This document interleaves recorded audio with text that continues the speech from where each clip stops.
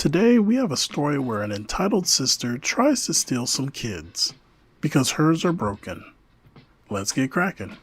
My kids are broken. I want yours. Okay, so first I have 3 daughters. At the time this happened, there were 3.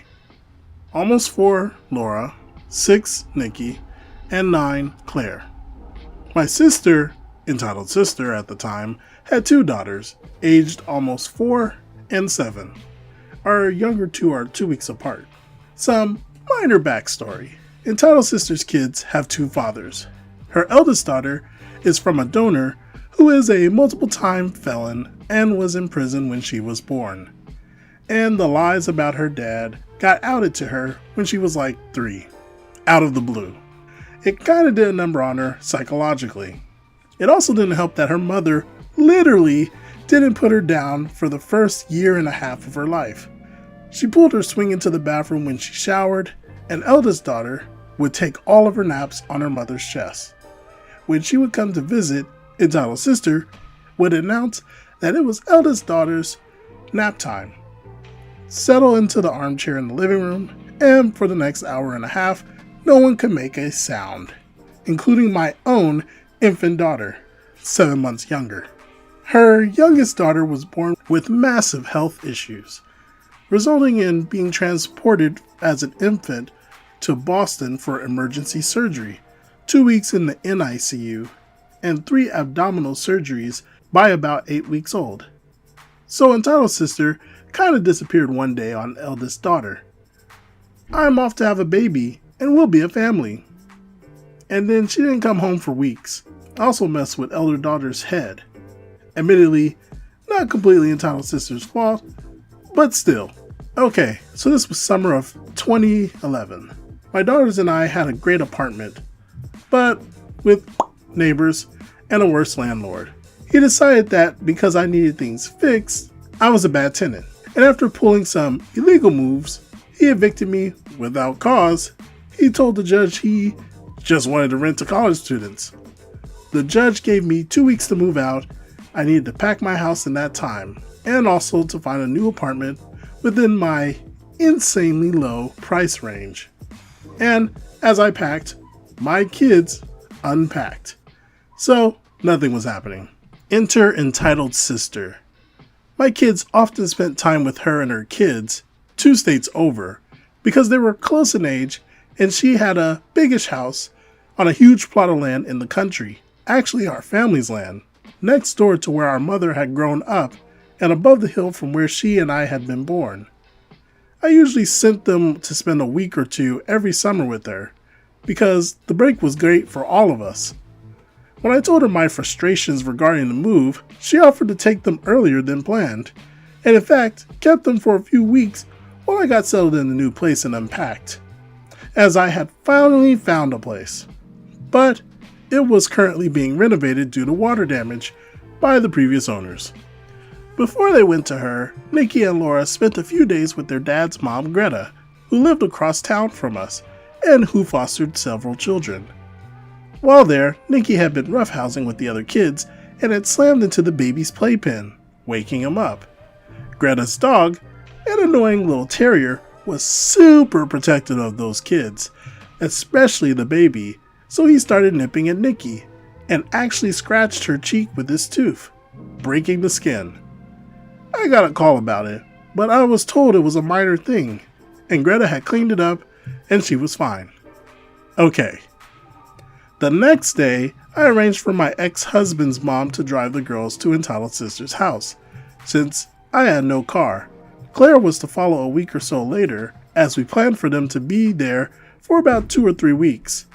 She picked them up from Greta, brought them to my house to pick up their clothes, etc., which my mom, psycho mom, had kinda thrown together for them. The kids didn't even get out of the car. I saw Nikki's face, but didn't think a ton of it, although I wasn't happy. It wasn't pretty, but it didn't look too serious. While I got them situated with their things, entitled sister called. She reminded me that I needed to send along a note granting her medical permissions to treat my kids, along with their insurance cards. Just right, I, my name, grant entitled sister temporary custody of Nikki and Laura as of July 12, 2011. Or something. She told me. Now, I had always sent this note with them, and it had never occurred to either of us to word it that way. And it set off all kinds of weird alarms when she said it that way. No, there's no need for all that. I know how I have to write it. I have done it enough times. Don't worry. Besides, there's no way I'd write something giving anyone custody of them. Not that it would be legally binding anyway, since there's a court order with their dad and me. She kind of laughed it off, but it stuck with me. The kids got there that night around 7:30, and entitled sister immediately called and was freaking out about Nikki's cheek. She was cursing out Greta, cursing the dog, the whole 9 yards. I told her I was pretty mad too, but it didn't seem overly severe, just to keep an eye on it. She agreed she would. The next morning, she called and said that Nikki's cheek was looking a bit puffy and red, and she was starting to worry. I told her that she should get it checked out if she was worried, and she said she would after work. That afternoon, she took her into urgent care, I guess, and got her treated. She had developed cellulitis in the wound, and according to entitled sister, the doctor had claimed that she should have had stitches on it. But it was too late by then. Too much time had passed. I barely got to speak to the girls because they're busy playing. Almost every time I called, the kids were busy. I barely got to speak to them, and their father even less so. Meanwhile, my apartment was supposed to be ready in a week. The landlord lent me a 1-bedroom in the meantime, and my stuff was stored in the apartment while they repaired it. But after a week, I was told it would be another week, and also I was moved to a different apartment because that one got rented. This kept happening. A week turned into 2, and turned into nearly a month. I hadn't seen my kids in this entire time. Entitled sister didn't have Skype or anything, so I could video chat them even, and they were constantly busy whenever I called, so I barely spoke to them. And their father even less. He and entitled sister had never liked each other. Entitled sister never called us at any point. One day, I called to talk to her, and she told me that youngest daughter and Laura, both only around 4, were upstairs in the bathtub, while Nikki and eldest daughter were out back playing. She was having a beer. She and I chatted about a number of things, including that Laura had had trouble sleeping, and that entitled sister had repeatedly given her children's Benadryl to put her to sleep. I use it on all my kids. There's nothing wrong with it. I told her that it was, don't drug my kids. That's not okay. I have never drugged my kids. What the? She popped open her second beer. We talked a bit about growing up with Psycho Mom, among other things, and she began demanding that I write a book about my life. People need to hear about it. She was by then on at least beer number 3 and had begun slurring slightly. Promise me you'll write a book. Swear that to me. This entire time, the pair of almost 4-year-olds was still in the bathtub upstairs, unsupervised, which the 6 and 7-year-olds were under the supervision of the 9-year-old Claire, who had arrived a day or so earlier.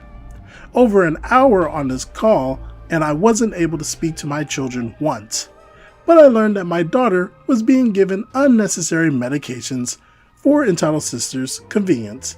That eldest daughter had made some deeply concerning comments relating to possible suicidal thoughts, and that my kids were left unsupervised while she day drank. And my apartment was still not ready. I spoke with the girl's father, Kevin, who was fed up.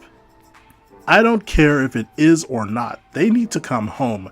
They've been gone long enough. We can make it work until your place is done. They can stay with you during the day while I'm at work, and then stay with me at nights. Whatever. But they need to come home. I agreed. It had been nearly a month, and Laura's birthday was fast approaching.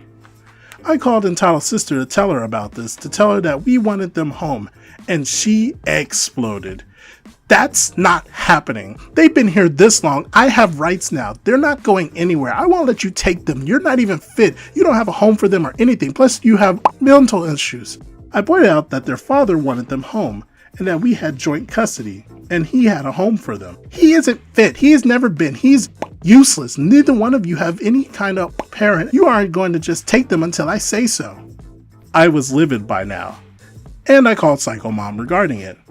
She immediately began echoing the things that entitled sister had said, and how I wasn't a good enough mom, how their dad was useless, etc. I told Psycho Mom I was done with her at that point. The next day, their dad and I began making plans to get the kids. We decided that we both needed to be present, in case of any confrontation, which meant that we would need 2 separate vehicles, as neither of us drove and there were 3 children to return home. He spoke to his brother-in-law, and I, my mother-in-law, but neither of them could bring us until that Saturday. This was Thursday. I made the mistake of informing entitled sister that we would be coming on Saturday, and she screamed at me that she wouldn't let the kids go, that I wouldn't be taking them, etc. I called the local sheriff, explained the situation, and asked that he go and check on these children, as I haven't been able to speak with them for days. He informed her that, when they show up, you will be sending these children home with their parents, unless you have a court order signed by a judge in her state. She called me up, screaming again, because how dare I send the police to her home? Who did I think I was? 7 years she lived there and never had the police at her home, and I had traumatized her babies by having cops show up like that, etc. I told her I would see her Saturday and hung up. That's when I realized what was going on.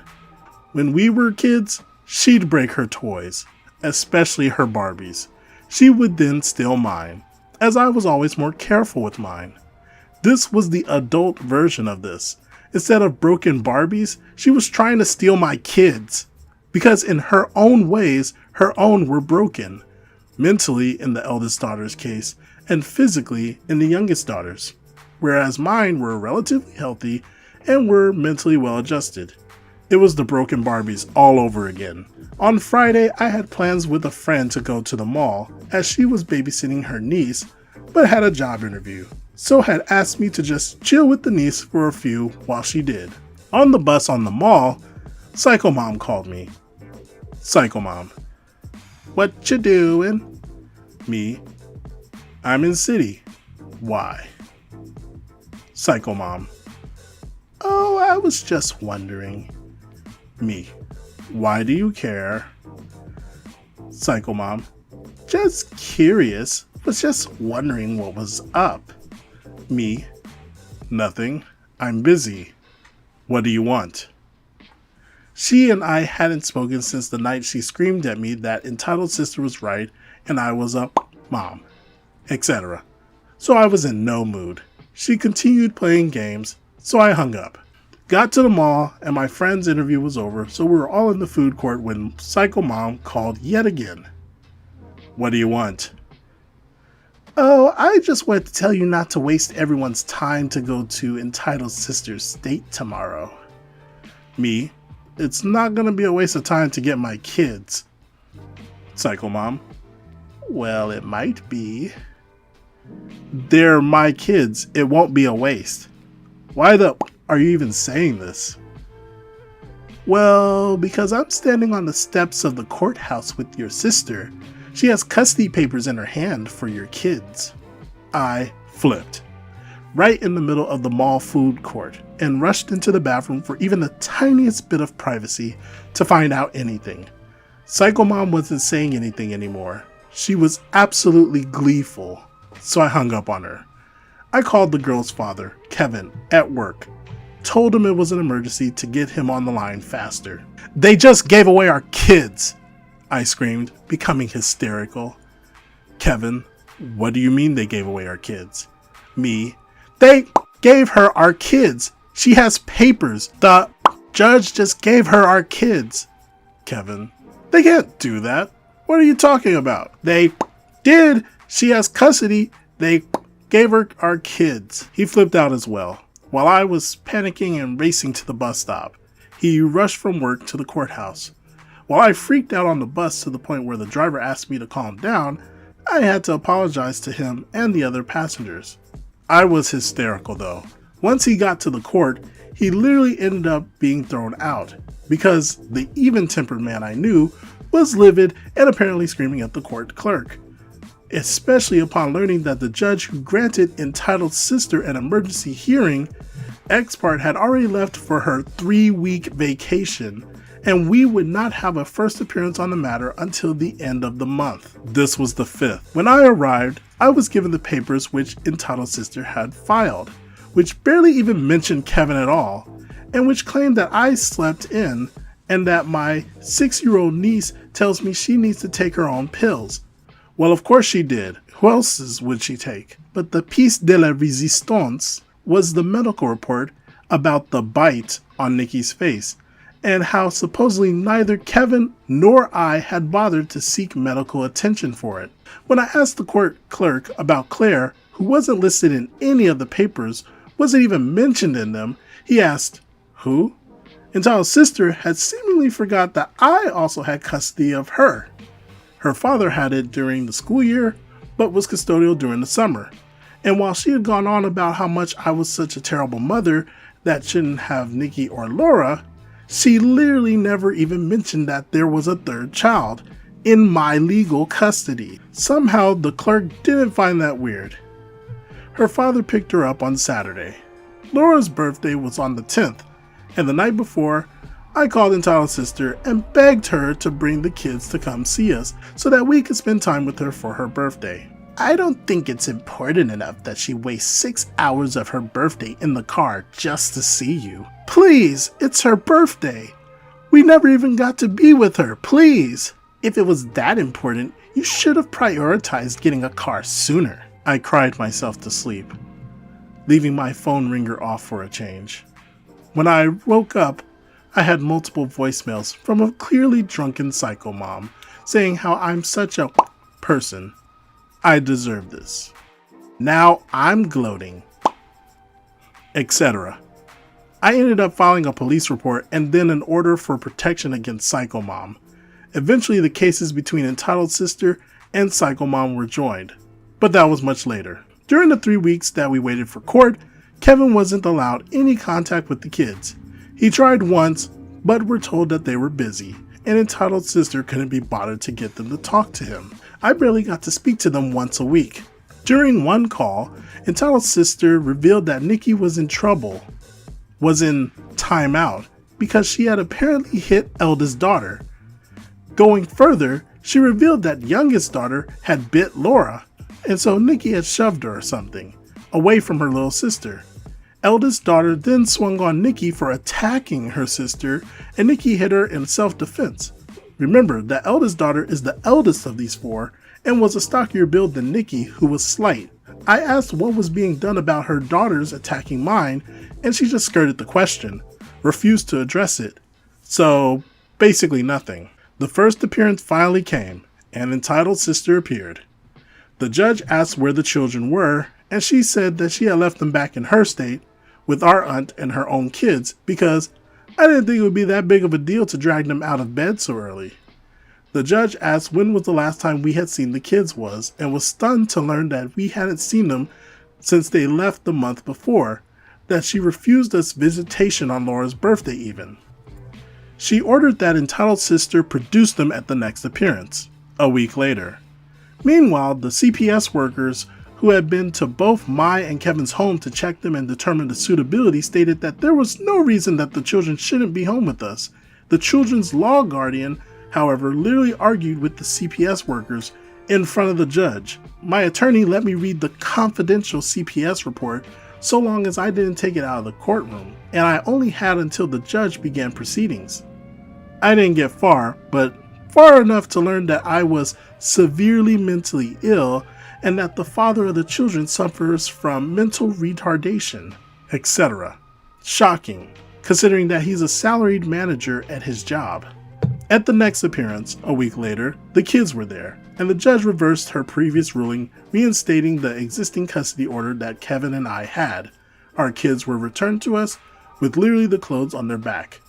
Everything, including the Build-A-Bear lamb that Nikki had gotten for her birthday, and even their car seats, had been left back in entitled sister's state, because she told the children, "Don't worry, you'll be back tomorrow." She had stayed in a hotel downtown in my city, only a half a mile from me, the night prior, but I hadn't been able to see my children. Oh, Psycho Mom had stayed the night with them at the hotel. During the appearance, the judge had offered entitled sister the opportunity to appear by phone at the next appearance. And entitled sister had made this whole entire speech about how it was too important, that these children are too neglected in their parents' care, and that she would make the journey to ensure that they were properly cared for and could come home to her, etc. The next appearance, things didn't get any better for her than the previous one, and at that point the case against Psycho Mom was joined. The law guardian argued with the CPS worker, making it abundantly clear that rather than representing the children's interests and desires, as she was assigned and mandated to do, but rather was working diligently with entitled sister to try to ensure she got custody returned. Eventually, the CPS supervisor had to appear and give a report to the court because she was sick of the law guardian attempting to undermine her people and wasting their time. So, for the next appearance, entitled sister appeared by teleconference. It was a fiasco. She repeatedly interrupted the judge in order to scold her own daughters, stopped what she was saying because one of her kids needed something, etc. over a 20-minute period. She stopped not less than 5 times to deal with her kids, including literally yelling at them, all while technically in the midst of a court appearance. The judge didn't allow her to teleconference again. Meanwhile, she was attempting to get an attorney to represent her in this, but because she had even less than no leg to stand on, not a single one would take the case. No attorney in her state who was able to actually practice in mine would touch the case. And when she came to my city to attempt to hire one, they all laughed her out of their offices. She showed up one day, finally bringing the girls' belongings over 2 months later, including their car seats, and agreed to meet me to return them, on the street where all the lawyers hang their shingles. I just snickered to myself when she told me where to meet her, as I knew why she would be on that particular block. All of the girls' belongings were in a huge black trash bag, and there was no way I could carry it home myself, so I had to agree to allow her to go to the girls' school where I had to pick them up and then bring us home. Once there, she was all over them on the playground, following them as if they were disabled. My mom's friends just stared and tried to figure out who this crazy lady was, especially as she kept referring to herself in the third person to them. I managed to get a ride home from a friend instead of her, because at that point, I didn't even want her to know where our new home was. At the next appearance, finally, she gave up, withdrawing her petition to seek custody. Both my attorney and Kevin's were simultaneously filing motions to dismiss as it was. Entitled sister still tried to contact the children. Only a few days later, the judge had strongly urged that given the length of time they were in her home, that I continue to allow contact between entitled sister and the kids, and she demanded that I do so right then, claiming, "I have rights." At that point, I told her point blank that the only rights she actually had were the ones I allowed her, and encouraged her to actually look up case law regarding grandparents' rights, etc. She stopped even trying to call within the next couple of weeks. Nowadays, she has no contact with my kids, and they want none with her, because they recognize that she's absolutely insane. This story is quite simply insane. Can you imagine the amount of pain she must have felt when her own sister tried to steal her children? It's crazy to see how much she had to go through just to get her children back. And that psycho mother? That's a whole nother situation altogether. It's crazy to see a parent play favorites and being happy that her daughter is taking custody of her other daughter's granddaughters. I would be absolutely frustrated with the judge taking away custody before going on a 3-week vacation as well. Anywho, I've read it enough. Now it's your turn. What do you think? Please let me know and comment below. If you like what you see, leave a like, pretty please subscribe as well, and ding that little bell. I'll see you in the next one. Cheers.